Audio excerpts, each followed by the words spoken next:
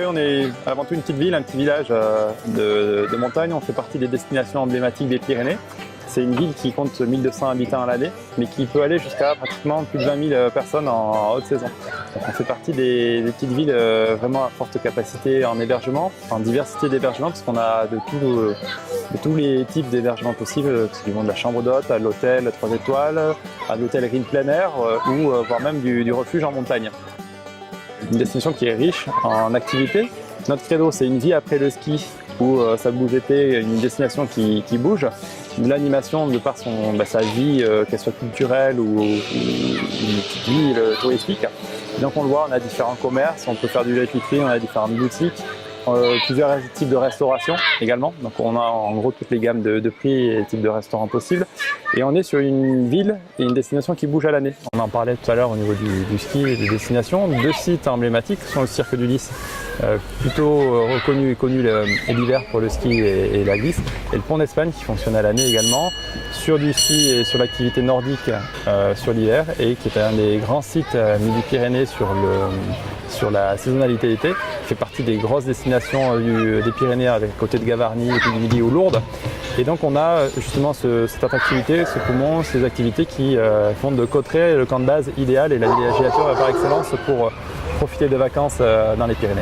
Donc les activités qui font la force ou qui sont appréciées sur Cauterets, je fais de la randonnée, je fais du ski ou quelque activité que ce soit, c'est l'après-ski ou l'après-activité. Donc on a pour cela une piscine qui est juste derrière nous, petit manège pour les familles, bon, c'est les bateaux, mais on a également une patinoire, les bains du Rocher que vous visiterez je pense, donc avec 2 bassins, c'est un gros centre de remise en forme et un spa thermal, donc le côté naturel des eaux thermales exploité et justement au bienfait des clients qui en profitent, surtout en fin de journée ou quand la météo se gâte. Et on a le village à proprement dit, différentes boutiques. On peut aller visiter des petites fabriques de berlingots, on peut se restaurer, on a des produits locaux, de la gastronomie, les Pyrénées, le sud-ouest c'est bien reconnu pour ça. Donc du fromage du pays, de la charcuterie, en gros tout ce qui fait la renommée et la force des Pyrénées. Tout cela concentré sur une petite destination. On voit qu'on est en cœur et au cœur des Pyrénées.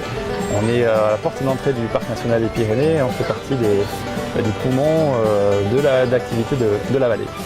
Cauterets, un de ses atouts ou une des caractéristiques qu'on a, c'est une cité thermale.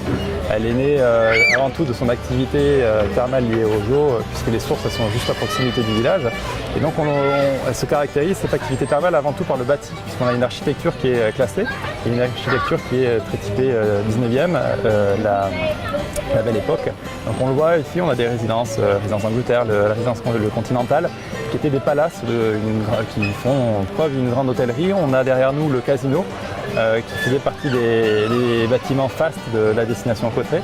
Et on a justement tout ce bâti qui nous plonge dans une atmosphère moderne mais élégante et chic. Donc on est une station plutôt cosy, cocoon, et ça fait partie des atouts de ce qu'on apprécie sur un séjour à Cauterets.